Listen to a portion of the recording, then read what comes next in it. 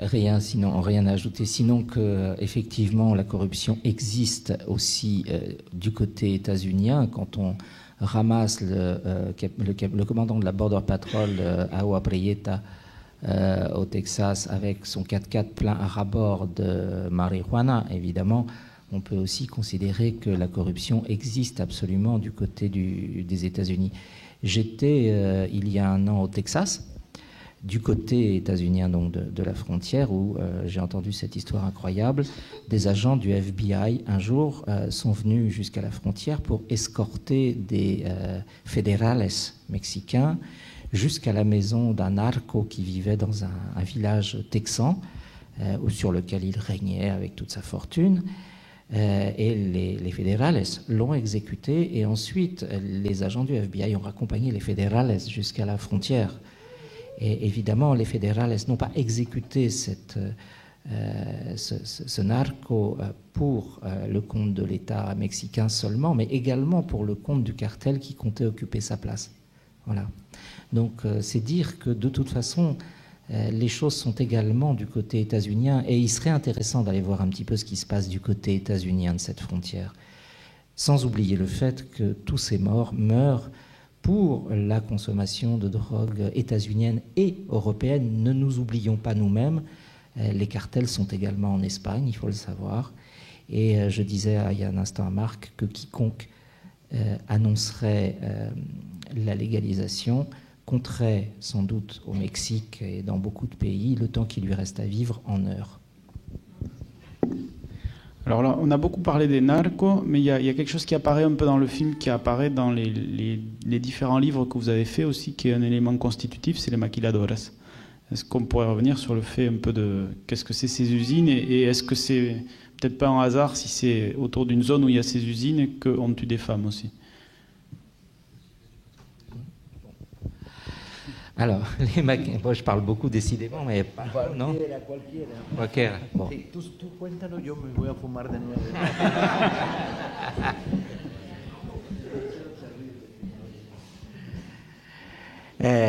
Les maquiladoras sont des usines d'assemblage qui se sont installées à partir de 1994, d'abord essentiellement le long de la frontière américano-mexicaine, sur 3000 km de long d'un océan à l'autre, et puis dans toute la Mésoamérique, suite à l'entrée en vigueur des accords de l'ALENA, donc accords de libre-échange nord-américains, qui permettent la fabrication et la circulation des marchandises sans aucune taxe douanière entre le Mexique, les États-Unis et le Canada.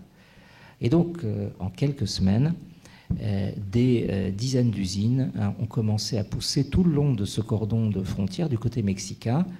Elles emploient essentiellement des femmes, et elles sont des usines donc d'assemblage. Les ouvrières y sont payées une moyenne de un peu plus de $3 par jour. À quelques kilomètres de là, aux États-Unis, le salaire est de $5,45 de l'heure. C'est pour vous donner une petite idée. Et donc les produits manufacturés peuvent traverser la frontière et arriver en quelques heures sur le premier marché mondial. Les employeurs, ces usines viennent de partout. Elles viennent des États-Unis, bien sûr, mais aussi d'Europe. On y trouve Thomson, on y trouve Alcatel, donc les Français sont là aussi. Thomson est le plus gros employeur de Ciudad Juárez. Elles viennent de Corée, elles viennent du Japon. Les droits des ouvrières y sont méprisés, leurs droits en tant qu'êtres humains sont régulièrement totalement niés. Les ouvrières vivent, comme vous l'avez vu, dans des bidonvilles aux portes du désert. Les transports pour les amener de leur lieu de travail à leur lieu de vie sont parfois presque inexistants. Les conditions de vie dans les bidonvilles, les conditions de proximité avec des hommes désœuvrés les rendent fragiles face aux tentatives de viol. Dans les usines, le harcèlement sexuel est la règle, l'humiliation sexuelle est la règle, et les naissances d'enfants mal formés suite à l'usage et l'abus de produits toxiques sont extrêmement fréquents. Donc on a vu en l'espace de 2 ans, quand on a commencé à travailler sur cette frontière entre 1994 et 1996, l'installation de 3 à 4 000 usines, pour vous donner une petite idée de l'importance du phénomène. Alors, plus on descend vers le sud et plus les traitements des femmes dans ces filiales de multinationales sont épouvantables. Ça va par exemple de la frontière où on obligeait les femmes à présenter leurs serviettes hygiéniques usagées tous les mois au contremaître pour prouver qu'elles n'étaient pas enceintes, parce que sinon on n'embauche pas de femmes enceintes, donc elles étaient tout simplement virées. Et ça, c'était des pratiques qu'on a vues en usage dans des multinationales européennes comme Philips par exemple, on l'a vu chez Epson. Mais en descendant vers le sud, en arrivant au Guatemala, vous avez des maquiladoras de textile où des femmes font des tours qui durent 24 heures et plus, et où pour tenir, elles doivent consommer des amphétamines, et où la direction organise le commerce de ces amphétamines pour ces ouvrières. Voilà. Donc on voit que, au fond, ce qui arrive, ces violences contre les femmes, en quelque sorte, les maquiladoras en sont l'amphithéâtre, en sont, voilà, c'est une sorte de lieu où la violence envers les femmes commence et ensuite elle se poursuit dans la rue. Et ce phénomène a aussi pour effet de concentrer un très grand nombre de femmes jeunes qui viennent des campagnes souvent dans le même endroit. Et ces femmes découvrent à ce moment-là leurs droits et, comme je le disais tout à l'heure, accèdent à une émancipation qui leur est niée par la société des hommes. Juste, quand on a commencé à travailler sur ce sujet, on a fait des recherches documentaires et on a trouvé un article qui date de 1916 du Boston Herald, donc un grand quotidien américain, qui a envoyé un journaliste à Ciudad Juárez et qui disait ceci: Ciudad Juárez est le bordel des États-Unis. Donc on était en 1916. Et moi j'ai l'impression que ça n'a pas vraiment changé, en fait. Voilà.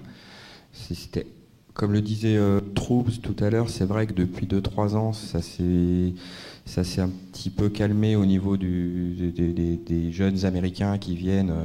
Enfin voilà, c'est plus possible. Nous, la première fois qu'on y a été, le vendredi soir, c'était impressionnant, la file de voitures sur le pont pour passer d'El Paso. Il faut juste vous dire qu'on dit aujourd'hui que Juárez est la ville la plus dangereuse du monde. En face, El Paso, c'est la deuxième ville la plus sûre des États-Unis. Donc on se dit à un moment donné qu'ils venaient tous foutre le dawa de l'autre côté, évidemment, c'est plus facile. En face, c'est le Texas, il ne faut pas oublier, qu'il y a la peine de mort au Texas. Il n'y a pas la peine de mort au Mexique. Moi, je suis persuadé qu'il y a un certain nombre de délinquants américains qui viennent commettre leur forfait à Ciudad Juárez. Enfin, voilà, c'est très facile de passer la frontière quand on a des papiers en règle. Nous-mêmes, on l'a fait. Le premier voyage qu'on a fait, on est arrivé par El Paso. On a passé la frontière à pied avec notre valise. Personne nous a demandé notre passeport. Il y a je ne sais pas combien de millions de passages par jour. C'est comme si vous preniez le métro, quoi. C'est un tourniquet. Et, on parle souvent des dos mouillés de la frontière. Enfin, une fois que vous avez des papiers, il y a ce qui s'appelle le visa express pour les gens qui travaillent d'un ou de l'autre côté de la frontière. C'est une carte d'abonnement de métro, quoi. Et vous passez d'un pays à l'autre comme ça. C'est assez impressionnant de voir le va-et-vient qu'il y a sur les 3 ponts qui enjambent le Rio. C'est impressionnant. Mais le coût du bordel des États-Unis, aujourd'hui, ça l'est encore. C'est vraiment impressionnant. T'es rentré dans les maquiladoras?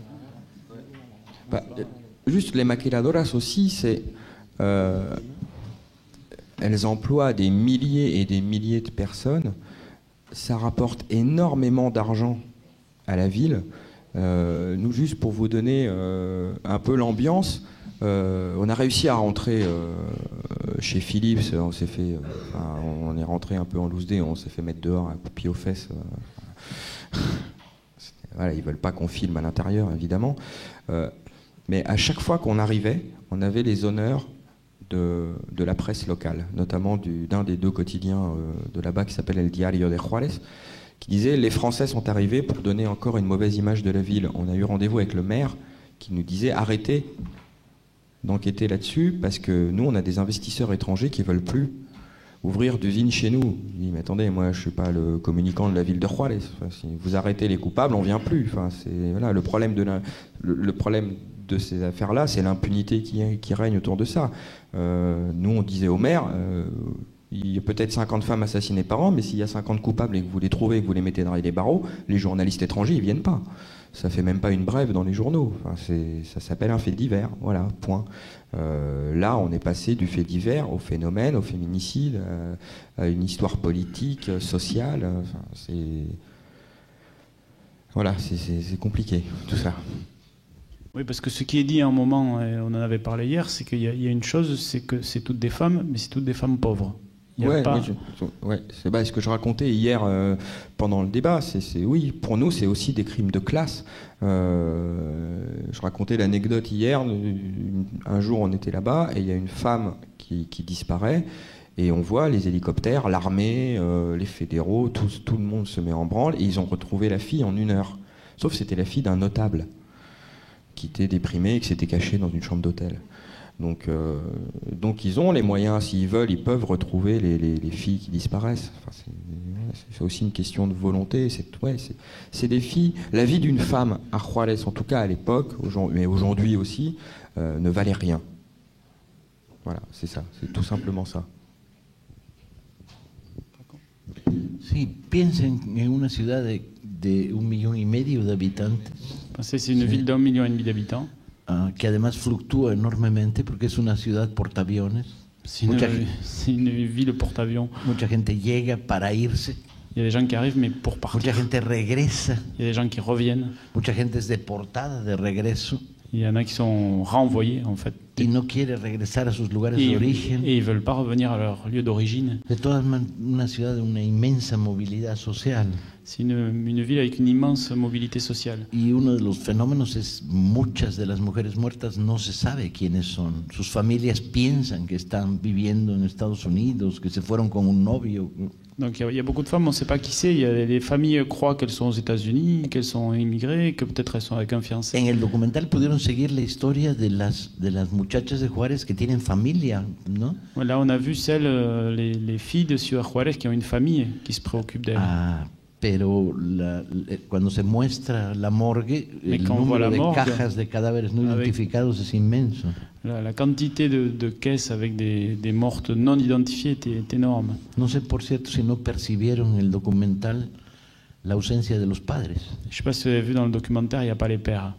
Solo de las madres. Il n'y a que les mères. Es una sociedad de madres solteras. C'est une société de mères célibataires, toutes seules. Es muy peculiar el fenómeno, ¿no?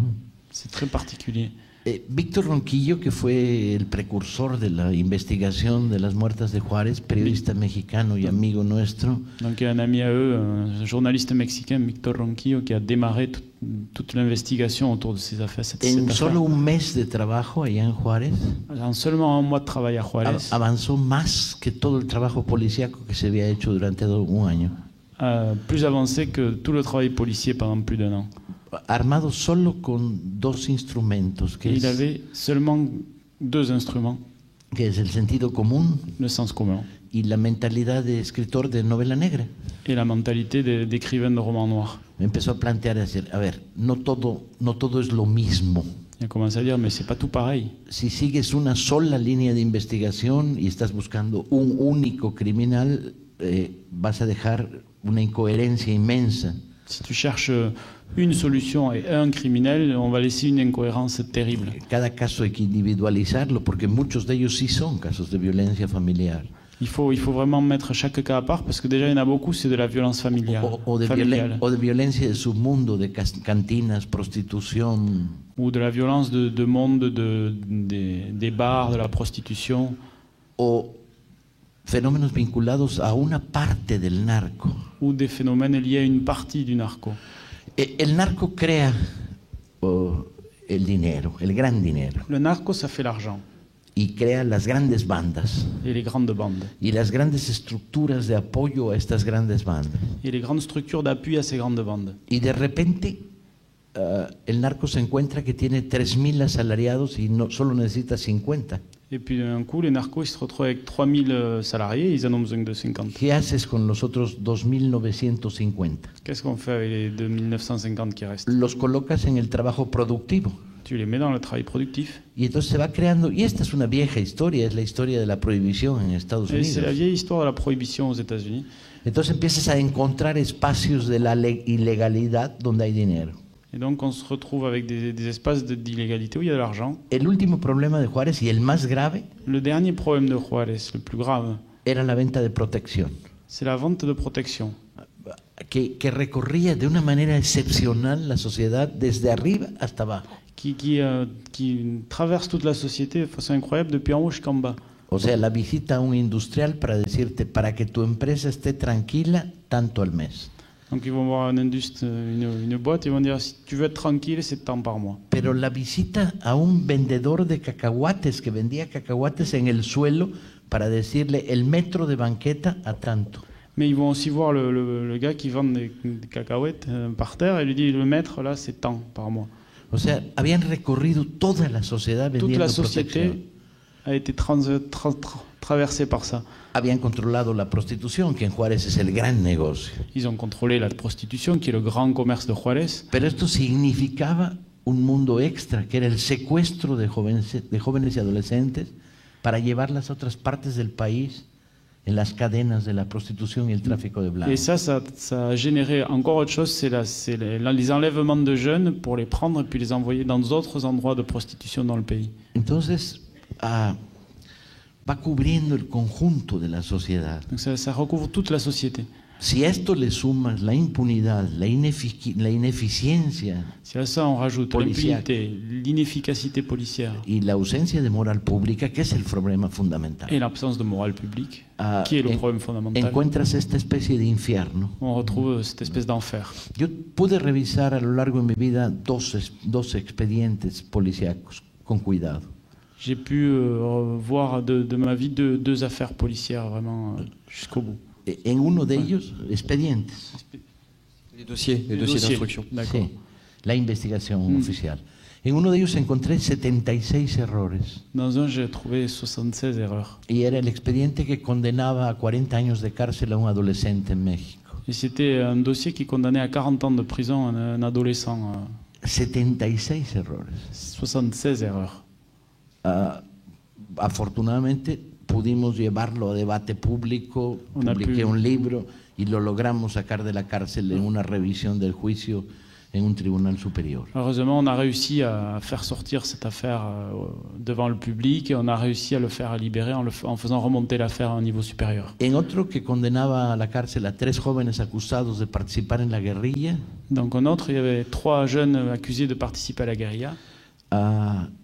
se encontraban cosas tan delirantes como On trouvait des choses aussi délirantes que un testigo que decía que los había visto huir de los alrededores de un banco en un coche verde.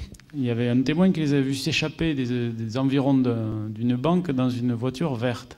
El testigo no existía, Le témoin, il n'existait pas. no tenía nombre, Il n'y avait pas de nom. no decía si era niño, viejo, joven. On ne savait pas s'il était Era petit, un jeune. testigo. C'était un témoin.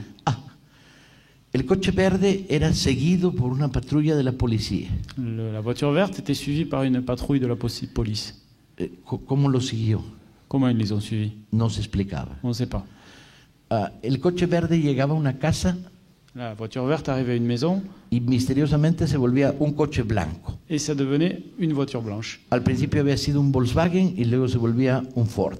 Ça a été une Volkswagen et c'était devenu une Ford. O sea, era el coche que cambiaba de color, pero también de marca. C'était une voiture super, elle a changé de couleur mais aussi de marque. Gracias al seguimiento, la policía había descubierto una casa de la cual había seguido al coche verde a una segunda casa. Et alors grâce à l'avoir suivi, cette voiture verte qui était devenue blanche, ils avaient réussi à la suivre à une deuxième maison. Pero ya no era verde ni No, era mais- blanco. Mais elle était plus ni verte ni No, blanche. seguía siendo blanco, pero Sí. ya no era un Ford.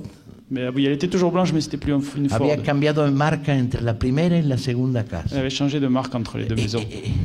Ese es el tipo de investigación. C'est ça les types d'enquête. Los culpables estaban prefabricados, Les coupables sont préfabriqués.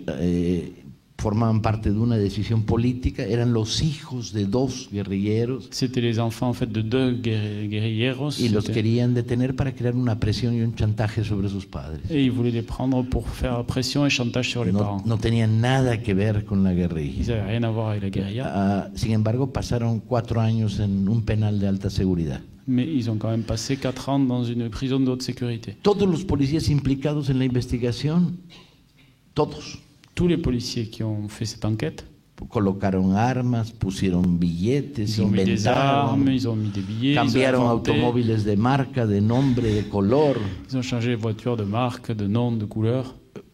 Un juez que lea ese expediente no podía pasarle de frente Un juge qui lisait ça, il ne pouvait pas el laisser cambio passer ça. del Volkswagen al Ford, de verde a blanco, de blanco a blanco, pero ya no Ford, ¿no? Ça, un juge, il ne peut pas laisser passer tout ça, c'est pas possible.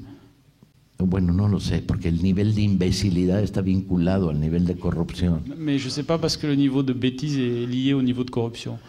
Pero aún así, Mais même comme ça, no importaba, el juez tenía consigna de la le juge, de Procuraduría. toute façon, il a des consignes. Tienes que condenar a estos muchachos. Il faut punto. condamner ces trois gamins. O sea, Point. todo el sistema estaba involucrado. Tout le système était pris là-dedans.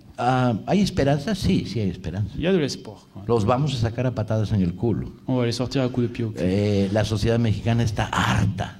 La société mexicaine en a marre. Elle en peut plus. Está creciendo fuertemente a lo largo de todo el país un movimiento por la paz. Il y a un grand mouvement pour la paix qui est en train de grandir dans le pays. Con el argumento de así no, esa guerra no, Ça, je veux pas de cette guerre. no más muertos. Plus de morts. La insignia gráfica de este movimiento es una cruz que dice no más sangre. Il y a donc le symbole, c'est une croix avec qui dit plus de sang. Y cuando le preguntan al movimiento, pero ustedes están defendiendo a los narcos, Alors quand ils disent au mouvement, mais vous êtes en train de défendre les narcos, la respuesta es no. Nosotros lo que estamos es diciendo así no. non, nous ce qu'on dit, c'est pas ça, c'est comme ça, non.